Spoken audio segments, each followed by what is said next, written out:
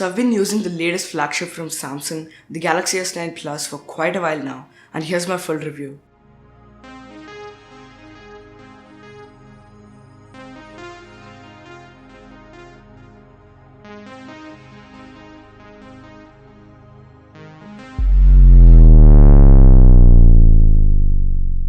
Let's start off with the display, as this is one of the major plus points of a Samsung flagship.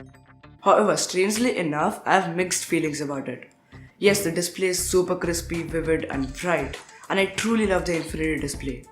However, on the other hand, I somehow notice this yellowish tint, especially when comparing it to my super budget friendly Xiaomi Mi A1, which totally ruins it for me.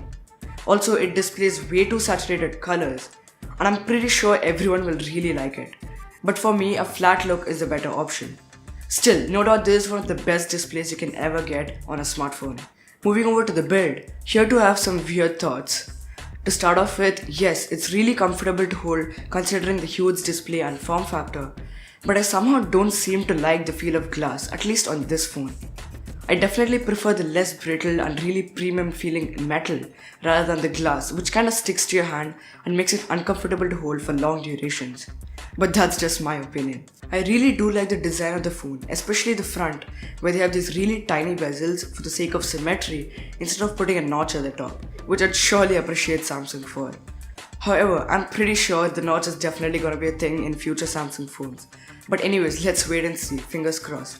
I'd really appreciate if Samsung sticks to what they're doing currently until a totally bezel-less concept comes out. And in this regard too, Samsung itself could take the lead and let Apple copy it a few years later. Okay, I'm not letting my Android fanboyism creep in here. Software is always the biggest letdown for Samsung, but actually since this new Samsung Experience came out in place of TouchWiz, it definitely is a much better, closer to stock and pretty refreshing UI overall. It also has some great features built in, like Bixby. But I did notice quite a bit of stutter when navigating through the UI, so I'm pretty hesitant about how it's gonna hold up after maybe 6 months or a year. But anyways, let's wait and see. Talking about battery life, it's to be blatant, poor.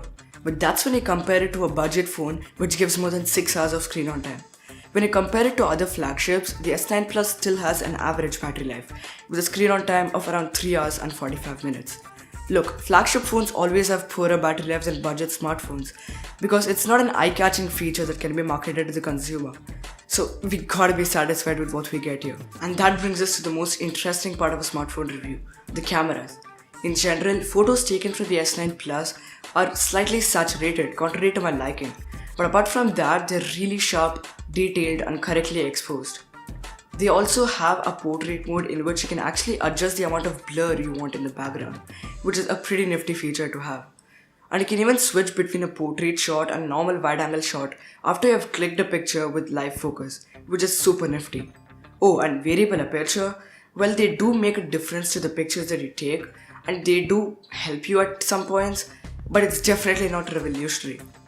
But when it comes to the selfies, I really don't like the cameras. The software processing is just a bit too expensive. Expensive?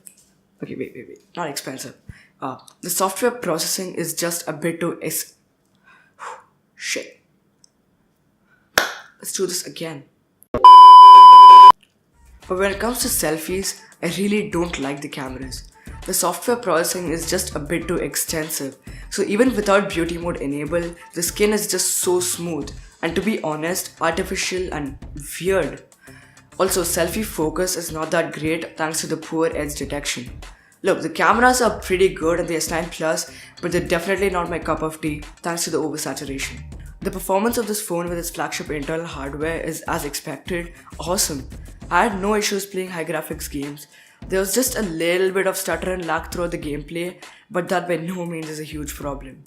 For basic tasks like messaging and watching YouTube videos, you would have no issues at all. Overall, the performance is really good on the S9 Plus. Audio output is excellent on the S9 Plus. In a period where most of the smartphone manufacturers are going the Apple route and ditching the headphone jack, Samsung is still sticking with it, and the audio output both from the speakers and the audio jack is top notch. There's also a Dolby Atmos feature baked right into the software, which makes it even better. I must say, audio is one of the strongest suits of the S9 Plus. So should you buy this phone now in 2018? Well, if you have an OCD for great hardware, then there's no competitor to the S9 Plus. I'd 10 on 10 recommend you to buy one. But if what you're looking for is some clean and uncluttered software and better cameras, I'd recommend you wait and keep an eye on the upcoming Pixel flagships from Google. But either way, thank you so much for watching, and I'll see you in my next one. Hopefully.